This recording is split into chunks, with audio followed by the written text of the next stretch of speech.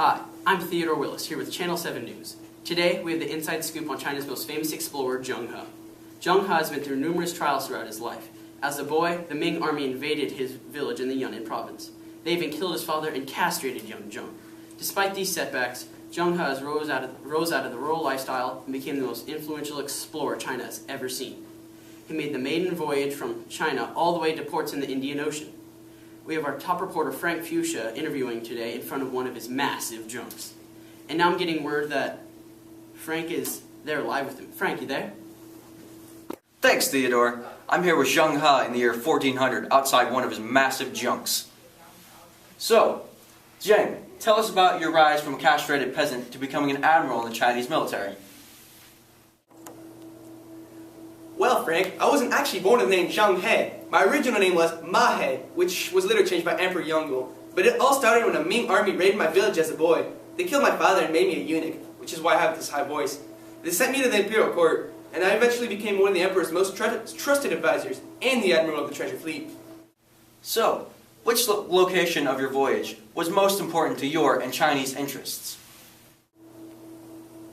I would say my voyage to Indonesia.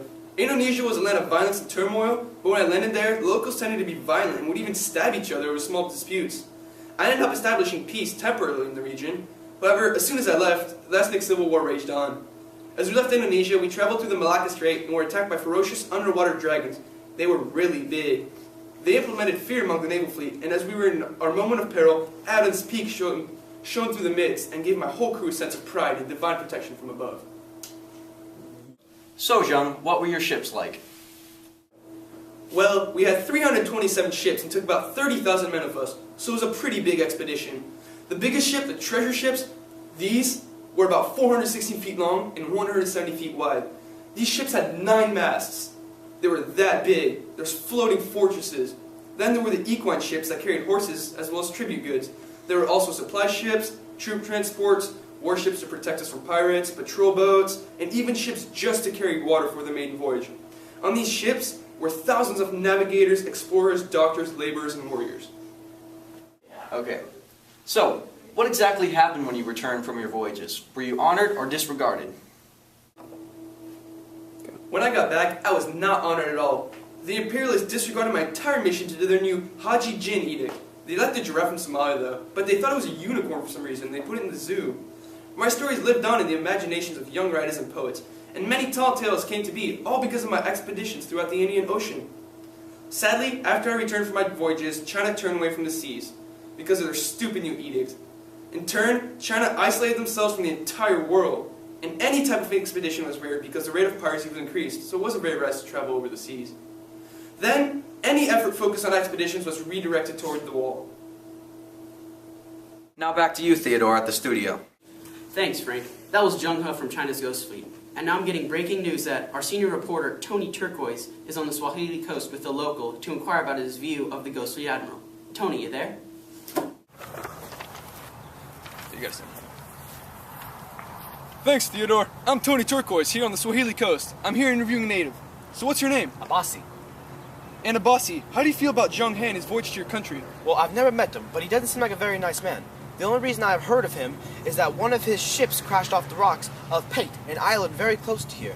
His men killed a very powerful anaconda that was terrorizing the people there, and in turn, we were accepted into their society and were given food, shelter, and even married to native women. They established little Muslim communities throughout the island. Because of the shipwreck, we found out who those ships belonged to that would disappear so quickly.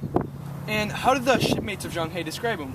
Well, I heard that he's about 7 feet tall and about 5 feet wide in waist, of course, and that his voice was very high for some reason.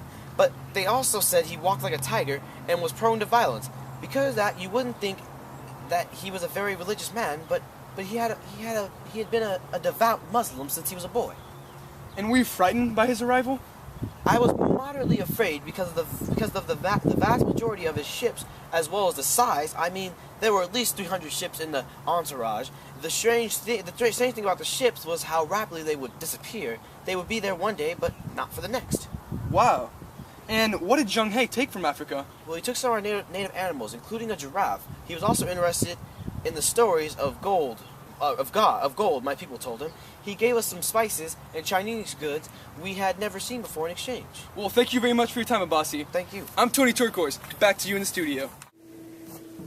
I'm Theodore Willis, here with Channel 7 News. From all of us to you, stay classy, Rockland.